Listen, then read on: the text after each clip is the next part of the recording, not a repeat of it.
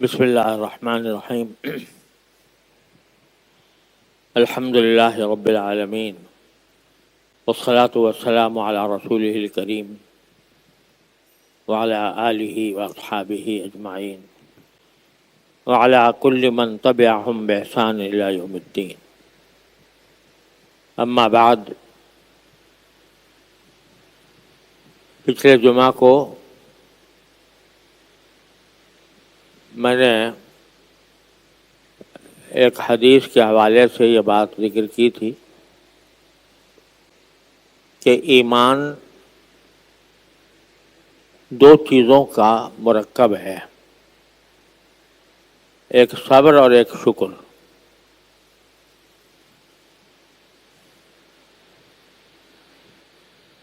ایمان کے تقاضے انہی دو اوصاف سے پورے ہوتے ہیں. تو میں نے پہلے شکر سے شروع کیا تھا، کیونکہ انسان کے اوپر سب سے پہلے جو چیز واجب ہوتی ہے وہ شکر ہوتا ہے. اور عرض کیا تھا کہ ہر انسان اگر اپنی جان کے اوپر، اپنے جسم پر غور کرے، اور کرنا چاہیے کہ کس طرح میرے جسم کی پرورش ہو رہی ہے، اللہ تعالیٰ میرے جسم کو کس طرح پال رہے ہیں، میرے جسم میں کیا کارخانہ اللہ تعالیٰ نے لگایا ہوا ہے جو خود بخود چل رہا ہے اللہ تعالیٰ کے حکم سے، مجھے اس کے لیے کوئی محنت کرنی نہیں پڑتی. تو ہر انسان کا ہر عضو ایک نعمت ہے، اور اس نعمت کا شکر انسان کے اوپر واجب ہے. آنکھ ایک نعمت ہے، کان ایک نعمت ہے، ناک ایک نعمت ہے، ہاتھ ایک نعمت ہے، بلکہ نعمتوں کا مجموعہ ہے. تو انسان کو چاہیے کہ وہ ہر وقت اپنے جسم پر ہونے والی اللہ تعالیٰ کی نعمتوں کا استحضار کرے، دھیان کرے، اور اس پر شکر ادا کرتا رہے. اسی طرح اللہ تبارک و تعالیٰ نے ہم لوگوں کو یہ حکم دیا ہے کہ تم آسمان و زمین کی تخلیقات پر غور کیا کرو. اللہ تعالیٰ کے نیک بندوں کا ذکر کرتے ہوئے اللہ جل جلالہ نے فرمایا الذین یذکرون اللہ قیاما وقعودا. نیک بندے وہ ہیں اللہ کا ذکر کرتے ہیں، اللہ کو یاد کرتے ہیں کھڑے بھی اور بیٹھے بھی. وَيَتَفَكَّرُونَ فِي خَلْقِ السَّمَاوَاتِ وَالْأَرْضِ. اور آسمانوں اور زمین کی تخلیق پر غور کرتے ہیں. نبی کریم سرور دو عالم صلی اللہ علیہ وسلم سے منقول ہے کہ جب آپ تہجد کے لیے اٹھتے تھے تو آسمان کی طرف نگاہ اٹھا کر یہ آیت تلاوت فرماتے تھے، الذین یذکرون اللہ قیاما وقعودا وعلی جنوبہم، کہ وہ اللہ کو یاد کرتے ہیں کھڑے ہونے کی حالت میں بھی، بیٹھنے کی حالت میں بھی، اور لیٹنے کی حالت میں بھی، اور آسمانوں اور زمین کی تخلیق پر غور کرتے ہیں. یہ ایک نیک بندوں کی صفت اللہ تبارک و تعالی نے بیان فرمائی. آسمان و زمین کی تخلیق پر غور کرنا، ایک تو یہ کہ انسان پورے علم فلکیات کو پڑھے، وہ تو خاص لوگوں کو حاصل ہوتا ہے، لیکن اتنی بات ہر عالم اور جاہل کے سامنے ہے کہ یہ سورج چمک رہا ہے، اور اس سورج سے ہماری زندگی وابستہ ہے. دن کی روشنی اسی سے آتی ہے، چاند اسی کی روشنی سے چمکتا ہے، ستارے اسی کی روشنی سے چمکتے ہیں. اور یہ آگ کا ایک ایسا کرہ ہے جو دہکا ہوا ہے، وہ ہم سے اللہ تعالیٰ نے اتنے فاصلے پر اس کو رکھا ہے کہ ہم اس کی گرمی سے فائدہ تو اٹھا سکیں، لیکن اس کی گرمی ہمیں جلائے نہیں. اسی جگہ پر قائم ہے جہاں اللہ تعالیٰ نے اس کو پیدا کیا تھا، اور ذرہ برابر زمین سے اس کا جو فاصلہ ہے وہ اتنا نہیں بڑھتا کہ جو انسان کی زندگی کو اجیرن بنا دے، اس کو جھلسا دے، اور ایک خاص حساب کے ساتھ چل رہا ہے۔ قرآن کریم فرماتا ہے والشمس والقمر بحسبان، یہ سورج اور چاند سب یہ ایک حساب کے تحت چل رہے ہیں، ان میں ایک منٹ کا بھی فرق نہیں آتا۔ صدیاں گزر گئیں، ہزارہ سال گزر گئے، لیکن وہ اپنی ایک روش پر قائم ہے جو اللہ تعالیٰ نے اس کو لیے مقرر کر دی تھی۔ للشمس ينبغي لها ان تدرك القمر ولا الليل سابق النهار وكل في فلك يسبحون۔ قرآن کہتا ہے یہ سب ایک مدار میں تیر رہے ہیں۔ انسان اگر ایک تیر رہا ہو کوئی پانی کے اندر مثال کے طور پر، تو وہ کبھی دائیں ہو جائے گا، کبھی بائیں ہو جائے گا، کبھی زیادہ گہرائی میں چلا جائے گا، کبھی اوپر آ جائے گا، لیکن یہ تیر بھی رہے ہیں، اور تیر رہنے کے بعد ایک خاص مقدار کے اوپر، ایک خاص اونچائی پر مستقل قائم ہے، ان سے ذرہ برابر ادھر ادھر نہیں ہوتے۔ تو کائنات کی جتنی چیزیں ہیں اس پر غور کرنا، یہ قرآن کہتا ہے کہ اس کو انسان کو، ہر آدمی کو غور کرنا چاہیے۔ چاند ہے یا سورج ہے یا ستارے ہیں، ان سب کی گردشیں متعین ہیں، ان سب کا حساب متعین ہے، اور اس حساب کے تحت وہ اپنی گردش کو جاری رکھے ہوئے ہیں۔ کون ہے جس نے یہ انتظام کیا ہے؟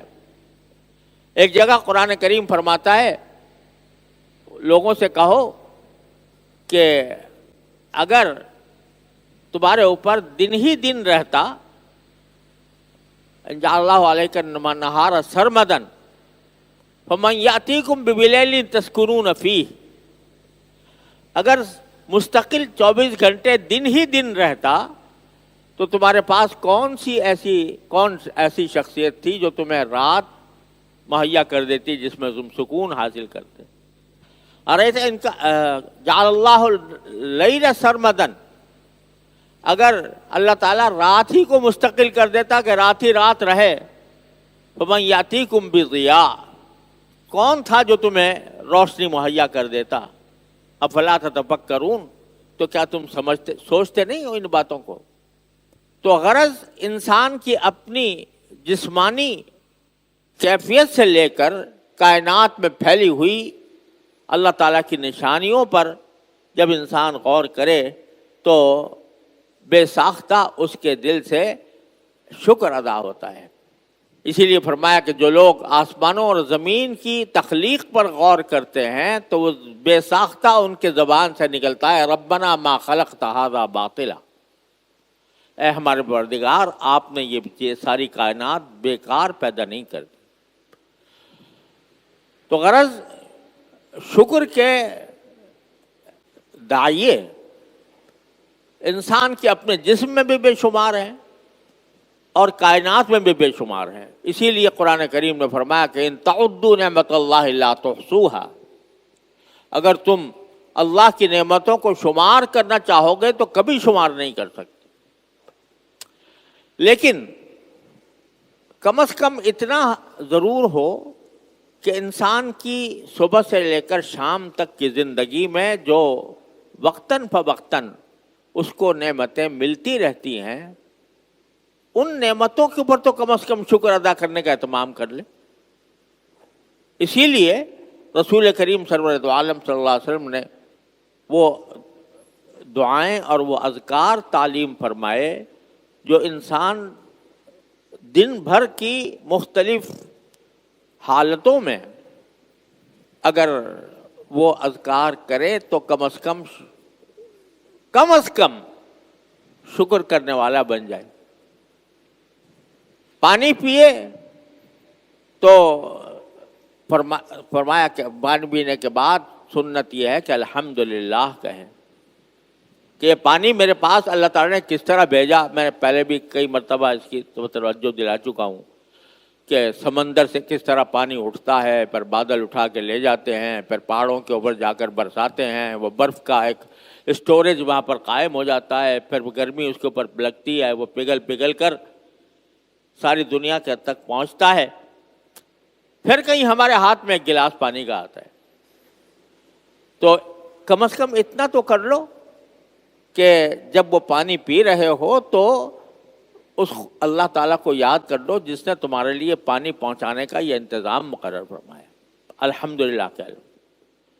کھانا کھایا ہے تو جانوروں کی طرح کھا کر نہ اٹھ جاؤ.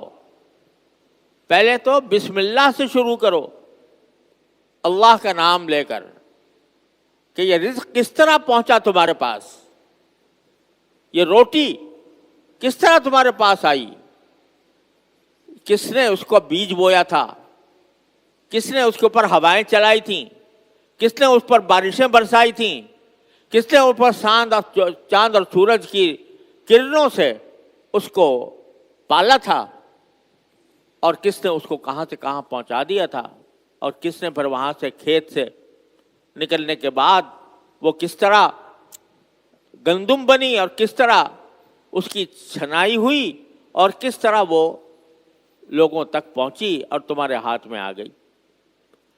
تو اس کو یاد دلانے کے لیے جب لقمہ اٹھاؤ تو بسم اللہ پڑھ کے، بسم اللہ الرحمن الرحیم، اللہ کے نام سے جو رحمان ہے اور جو رحیم ہے. کھا لو. پھر کھانے کے بعد اتنا تو کہہ دو کہ الحمدللہ الذی اطعمنا وسقانا وجعلنا مسلمین. شکر ہے اس اللہ کا جس نے ہمیں کھانا کھلایا اور پلایا اور ہمیں مسلمان بنایا.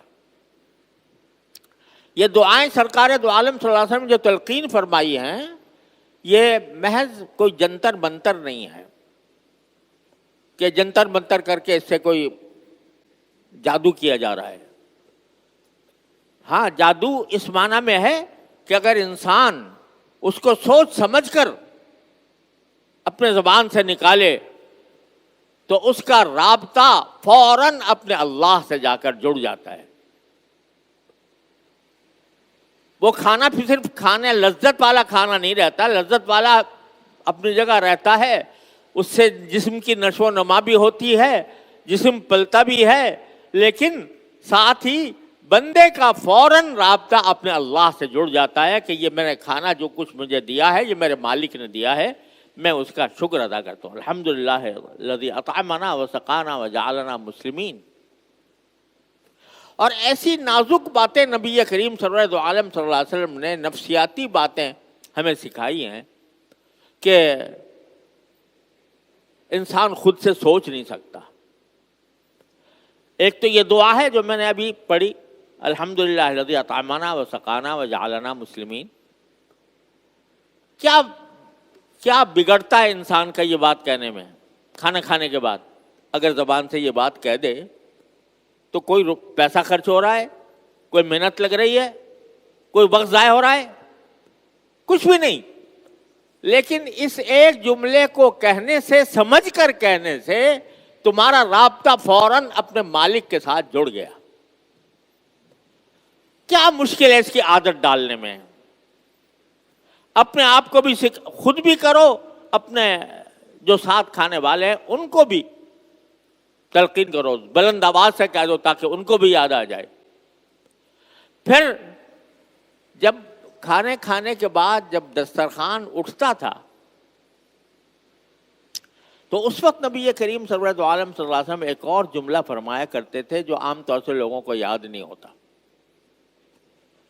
اور وہ بڑا نفسیاتی جملہ ہے. وہ یہ فرماتے تھے غیر مکفی ولا مودع ولا مستغنی عنہ ربنا، جس کے معنی یہ ہے، اور اس کو پہلے اس کا پس منظر سمجھیے کہ انسان جب کھانا کھانا شروع کرتا ہے تو بھوک لگ رہی ہوتی ہے، طبیعت کھانے کی طرف مائل ہوتی ہے، بہت رغبت ہوتی ہے کھانے کی طرف، شوق ہوتا ہے کھانا کھانے کا، مزے لے لے کر کھا لیا. کھانے کے بعد وہی کھانا جو بہت ہی زیادہ جس کی طرف رغبت ہو رہی تھی، جب وہ ختم ہو گیا، پیٹ بھر گیا، اب اس کھانے کی سے ایک طرح کی نفرت پیدا ہونے لگتی ہے. کوئی کہے بھائی اور کھا لو، تو بھائی نہ بھائی بہت بہت ہو گیا، اور نہیں کھاؤں گا. وہ جو بچا ہوا کھانا ہے اس کی طرف سے ایک طبیعت میں بجائے رغبت کے اس سے ایک نفرت پیدا ہونے لگتی ہے. ایک انسان کی یہ فطرت ہے. تو رسول کریم سرورت عالم صلی اللہ علیہ وسلم نے اس نقطے کو اس طرح واضح فرمایا کہ بھائی اس وقت تم کہہ رہے ہو نا نا نا نا اب نہیں کھاؤں گا، نہیں اب نہیں کھاؤں گا، میرا پیٹ بھر گیا ہے، لیکن تم اس کے محتاج پھر بھی ہو. چند گھنٹوں کے بعد دوبارہ تمہیں اس کی حاجت پیش آئے گی. چند گھنٹوں کے بعد جو تم نے کھایا وہ ہضم ہو جائے گا اور پیٹ خالی ہو جائے گا، تو تمہیں دوبارہ حاجت ہوگی کہ ہاں مجھے چاہیے. تو اس کو بھی اس نفرت کے ساتھ مت اٹھاؤ، بلکہ یہ کہو اللہ تعالیٰ سے کہ یا اللہ میں یہ جو اٹھا رہا ہوں کھانا، یہ اس وجہ سے نہیں کہ میرے لیے بس ایک وقت کا کھانا کافی ہو گیا، غیر مکفی، یعنی یہ نا میں اس لیے نہیں اٹھا رہا کہ مجھے اب کھانے کی ضرورت نہیں ہوگی، غیر مکفی ولا مودع، اور میں اس کو ہمیشہ کے لیے رخصت نہیں کر رہا. یہ واپس جو جا رہا ہے بچا ہوا کھانا، یہ ہمیشہ کے لیے رخصت نہیں کر رہا. ولا مستغنن عنہ، اور نہ میں اس سے کبھی بے نیاز ہو سکتا ہوں. یہ کہہ کر رخصت کرو. اب دیکھو، ایک جو انسان کے طبیعت میں جو کھانے کی شروع میں بڑے شوق سے کھا رہا تھا، جب ختم ہو گیا تو وہ اس کو کچرا معلوم ہوتا ہے، اس کے طرف رغبت نہیں ہوتی، نفرت ہونے لگتی ہے. تو اس وقت میں اللہ تبارک و تعالیٰ کی طرف رجوع کر کے یہ کہلوا دیا کہ میں اس کا اب بھی محتاج ہوں. یہ جملہ کہہ دیا. یہ عام طور سے لوگوں کو یاد نہیں ہوتا. الحمدللہ الذی اطعمنا وسقانا وجعلنا مسلمین، یہ تو کثرت سے لوگوں کو یاد ہوتا ہے. اللہ تعالیٰ ہم سب کو توفیق عطا فرمائے. لیکن یہ جملہ یاد نہیں ہوتا. یاد کر لو اس کو، لیکن اگر یاد نہ کرو تو کم از کم اس وقت یہ تصور کر لو کہ میں اللہ تعالیٰ سے یہ کہہ رہا ہوں کہ اللہ میں اٹھا تو رہا ہوں کھانے کو، لیکن میں یہ کھانے کا اٹھانا یہ محض عارضی ہے اور میں اس کا پھر محتاج ہوں. تو اللہ دوبارہ عطا فرمائیے گا. تو یہ دو کام کر لیے تو یہ سارا کھانا، پورا کھانا عبادت بن گیا. پورا کھانا عبادت بن گیا. قرآن کریم کہتا ہے کہ جو لوگ کافروں کا ذکر کیا ہے، یاکلون کما تاکل الانعام، وہ ایسا کھانا کھاتے ہیں جیسے چوپائے کھاتے ہیں، جانور کھاتے ہیں. یعنی جانور کھانا کھا رہا ہوتا ہے تو اس کو جو بھی مل گیا کھا لیا، کھا کے فارغ ہو گیا، سو گیا. اس کو نہ کسی دعا کی ضرورت ہے، نہ کسی اللہ تعالیٰ کو یاد کرنے کی ضرورت ہے.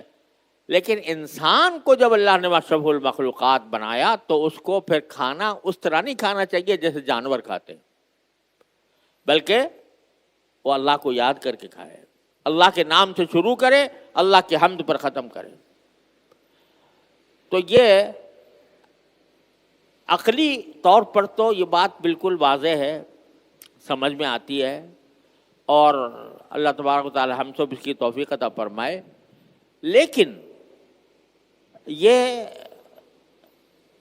صرف عقلی طور پر سمجھ لینا کافی نہیں ہے، بلکہ اس کو عمل میں لائے، سوچ سمجھ کر لائے، اور سوچ سمجھ کر جب عمل میں لائے گا تو پھر رفتہ رفتہ اللہ تبارک و تعالیٰ کے ساتھ تعلق مضبوط ہوتا چلا جائے گا. اور یہ تعلق اتنا مضبوط ہو جائے گا کہ انسان ہر لقمے پر اس کا رواں رواں اللہ تعالیٰ کا شکر ادا کرے گا. اور وہ اللہ کے شکر گزار بندوں میں شامل ہو جائے گا۔ تو شکر کی عادت ڈالنی ہے، اصل بات یہ ہے جو میں کہنا چاہ رہا تھا، شکر کی عادت ڈالنی ہے۔ جو چیز بھی انسان کو کوئی فائدہ پہنچا رہی ہے، کوئی بھی چیز جو انسان کو اچھی لگ رہی ہے، کسی اچھی حالت میں ہے، تو اس کا دل فوراً اللہ تعالیٰ کی طرف متوجہ ہو کر اس کا شکر ادا کرے۔ اس کو کہتے ہیں حضرات صوفیاء کرام مقام شکر، مقام کہتے ہیں اس کو، مقام شکر۔ مقام شکر کے معنی یہ ہے کہ شکر اس کی عادت ثانیہ بن گئی، وہ ہر وقت ہر لمحے جو اس کو نعمت حاصل ہو رہی ہے اس پر اس کا دل اللہ تعالیٰ کی شکر سے لبریز ہے۔ یہ کیفیت جب انسان شکر کی مشق کرنا شروع کرتا ہے تو پھر ایک مرحلہ ایسا آتا ہے کہ اس کے لیے الگ سے کوئی کام کرنے کی ضرورت نہیں ہوتی، اس کا دل وہ اللہ تعالیٰ کے شکر ادا کر رہا ہوتا ہے، ہر حالت میں ادا کر رہا ہوتا ہے۔ اور ایک اور تدبیر نبی کریم سرور عالم صلی اللہ علیہ وسلم نے ارشاد فرمائی۔ قرآن تو یہ کہتا ہے کہ تم اللہ کی نعمتوں کو شمار بھی نہیں کر سکتے، جب شمار نہیں کر سکتے تو کیسے اس کا شکر کیسے ادا ہو سکتا ہے؟ شیخ سعدی فرماتے ہیں کہ انسان جب سانس لیتا ہے تو ایک سانس اندر جاتا ہے، ایک باہر آتا ہے، اندر جائے باہر نہ آئے تو موت، باہر آئے اندر نہ جائے تو موت۔ تو ہر سانس کے اوپر دو نعمتیں ہیں اور ہر نعمت پر شکر واجب ہے۔